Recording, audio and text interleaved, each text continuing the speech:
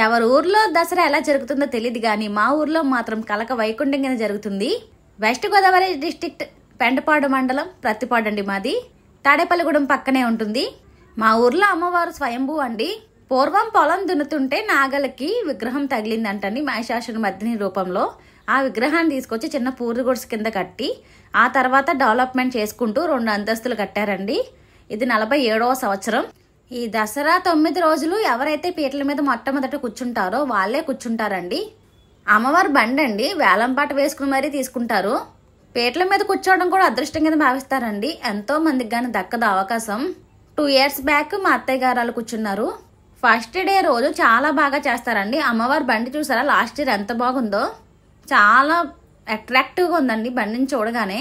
First day అమ్మవారిని విగ్రహం నిలబెట్టుకుని ఆ 9 రోజులు ఆ విగ్రహానికి పూజలు చేస్తారండి. పీటల మీద కూర్చున్న వాళ్ళు ఆ పూజలన్నీ అయిపోయిన తర్వాత నిమజ్జనం చేసేస్తారు. ప్రతిపాడు పంచాయతీ ఆఫీస్ నుంచి స్టార్ట్ అవుతుందండి ఊరేగింపు.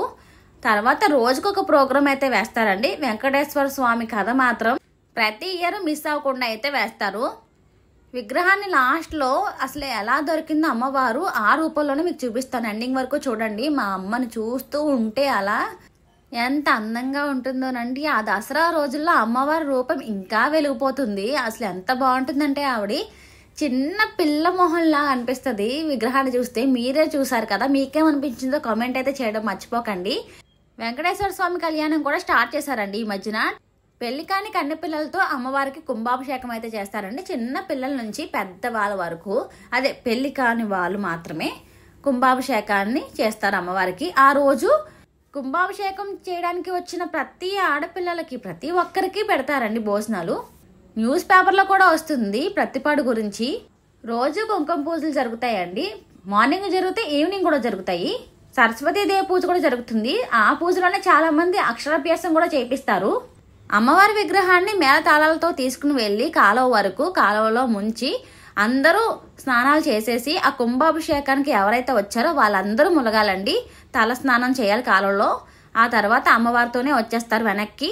కుంభాభిషేకం అయిన తర్వాత రోజే పాలాభిషేకం కూడా చేపిస్తారండి పెళ్లి కాని మగపిల్లలతో. వాళ్ళకు కూడా అన్న సమారాధన పెడతారు.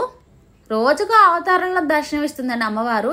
కూచిపూడి నాట్యాలు కూడా చేపిస్తారండి ఎప్పుడు ప్రతి year. Last and final program ఏంటంటే ఆర్కెస్ట్రా. ఇంకా పొలాల్లో దొరికిన విగ్రహం అన్నాను కదండి, చూసేయండి. చూడండి ఎంత బాగుందో అమ్మవారు. ఇలాగే దొరికిందంటండి ఆవిడ. ప్రతి ఇయర్ ఏం చేస్తారంటే పెయింట్ వేస్తారు. సంవత్సరంలో కుంభాభిషేకానికి పాలాభిషేకానికి మాత్రమే గర్భాలయ దర్శనానికి అనుమతిస్తారండి. మరిన్ని అప్డేట్స్ కోసం నా ఛానల్ని సబ్స్క్రైబ్ అయితే చేసుకోండి. అందరికీ దసరా శుభాకాంక్షలు అండి. Thank you.